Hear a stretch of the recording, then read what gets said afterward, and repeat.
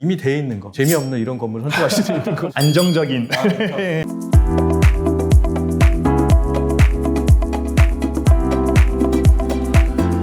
안녕하세요, 빌딩셀러리입니다. 오늘 새로운 분이 나오셨습니다. 빌딩로드 김중헌 대리라고 합니다. 올 봄부터 해서 입사한 지 4개월 정도 됐습니다. 김종원 대리가 제가 예전에 있었던 직장에 있었잖아요. 네, 맞습니다. 그때는 제가 직원이 한 150명 정도 되다 보니까 몰랐는데 그걸 물어보니까 이제 그때 같이 있었다고 하더라고요. 그때 저를 아셨나요? 저도 말을 섞어본 건 처음이고요. 워낙 명성 있으신 분이시다 보니까 성함만 좀 알고 있었습니다. 그러면 제가 저희 유튜브에 홍대 50억 건물을 좀 찾아달라고 하는 댓글이 있어서 서도의 홍대가 어떻다라고 하는 걸 좀 찍어놨어요. 그리고 제가 50억대 건물 중에서 김중헌 대리 보고 제가 가장 괜찮은 건물 하나 갖고 와라. 나도 하나 준비하겠다라고 했잖아요. 본인 물건 괜찮나요? 저는 너무 좋다고 생각합니다. 저도 만만치 않을 텐데.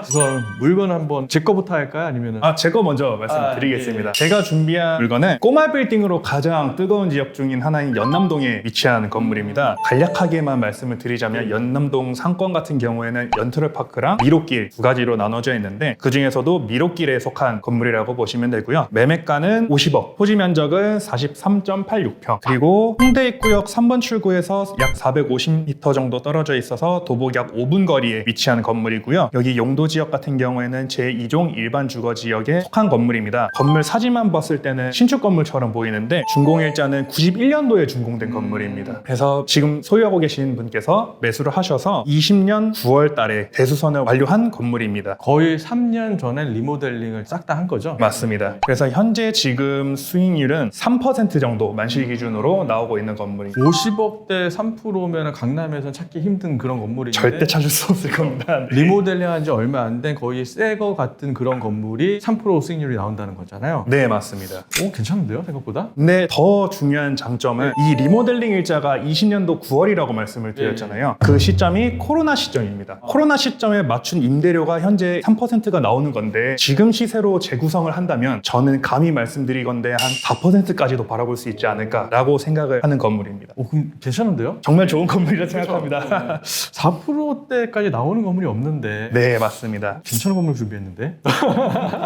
저는 이제 홍대 메인 쪽에 있는 홍대 쪽으로 쭉 올라오다 보면은 우측에 자판을 깔아놓고 유동인구 상당히 많이 가는 그쪽 길이 있어요. 그 메인 길에서 한번 이제 골목으로 들어가는 이면도로에 있는 그런 건물인데요. 앞에 도로도 거의 한 8m 정도 좀 넓고요. 52억짜리 건물입니다. 땅은 41.81평, 그리고 연면적은 122평 되는 건물이고요. 지하 1층, 지상 4층짜리 건물입니다. 이 건물의 장점이 이것도 코로나 시기에 장사가 뭐 좀 안 됐을 거 아니에요. 그러다 보니까 건물 매도자분이 다 명도를 해주신대요. 그래서 이 건물은 뭐 신축을 하시거나 리모델링 하기에 딱 좋은 그런 건물입니다. 사람도 많이, 유동인구도 많은 건물이고요. 최근에 제가 7월 말 정도에 금요일 날 한번 홍대 가보니까 사람이 정말 많더라고요. 다시 살아나고 있는 것 같아요. 근데 김종원 대리가 설명한 건물의 장점은 들어봤는데 혹시 단점은 있는 건가요? 도로가 너무 좁지 않나? 정말 미세한 단점이라고 생각을 하는데 제가 생각했을 때는 그게 캐릭터라고 생각합니다. 왜냐하면 미로길이라는 그런 상권이 서울 내에 복잡하고 좁고 골목골목해서 아기자기한 상권이 그렇게 많지가 않습니다. 그만큼 아이코닉한 그런 상권이라고 저는 생각을 해서 오히려 장점이라고 생각합니다. 그러니까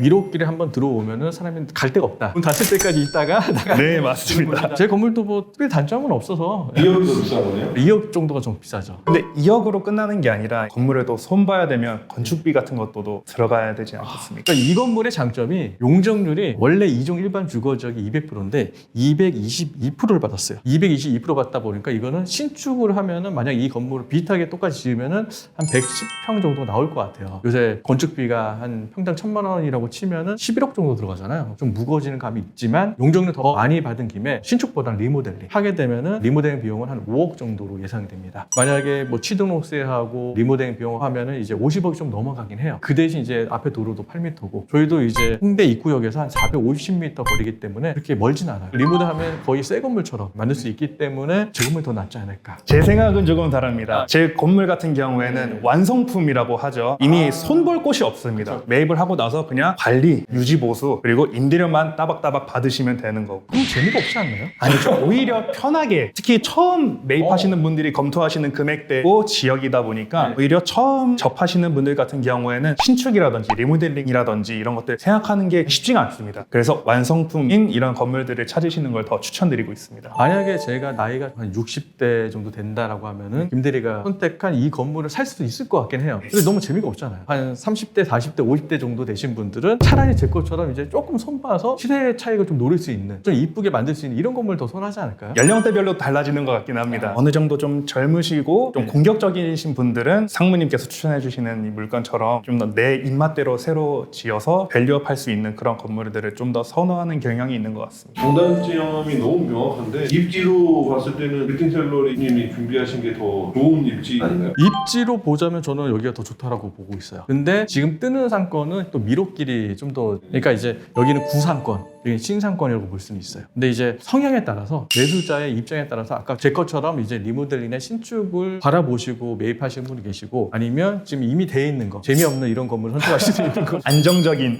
네. 건물에 돈은 안 들어가겠네요. 네, 맞습니다. 임대차 재구성만 해두시면 되는 거다 보니까 저는 연남동 건물을 추천드리고 있습니다. 임대차 재구성하게 되면은 임차인 안 좋은 소리 갖고 내보내거나 명도를 해야 되거나, 아니면 임차를 밀릴 때까지 기도를 해야 되거나 이러잖아요. 제 거는 이제 매도자분이 다 명도를 해주시니까, 그럼 뭐 제게 낫지 않나요? 많은 분들이 그런 걱정도 많이 하고 계시긴 하는데 그래서 저희 같은 전문가들이 있는 거지 않겠습니까? 저희들이 최대한 많이 도와드리고 서포트해드리고 있기 때문에 큰 걱정은 안 하셔도 될 것 같습니다. 아유, 그렇다고 하더라도 이렇게 장사 잘하고 있는 저 건물의 임차인은 김대리 그렇게 안 봤는데 제 건물은 뭐 리모델링 시축하시면 되니까, 예. 댓글창에 어느 것이 더 좋은지 댓글 남겨주시면 제가 또 이런 컨셉으로 만들어갖고 한 번 더 해보도록 하겠습니다. 수익률을 몇 프로 바라보고 계시는 거예요? 4% 받아보죠. 여기는 임차인은 내보내야 되는 거고, 여기는 임차인은 내보내지 않고 리모델링만으로 4%를 바라보는 거죠. 명도까지 다 해주고 있어요. 그렇죠. 매도자분 명도를 해주시니까 그냥 리모델 업체를 선정을 하신 다음에 입맛대로 리모델을 하시면 됩니다. 투표해주세요. 고민된다 말로. 이상 빌딩 셀러리였습니다.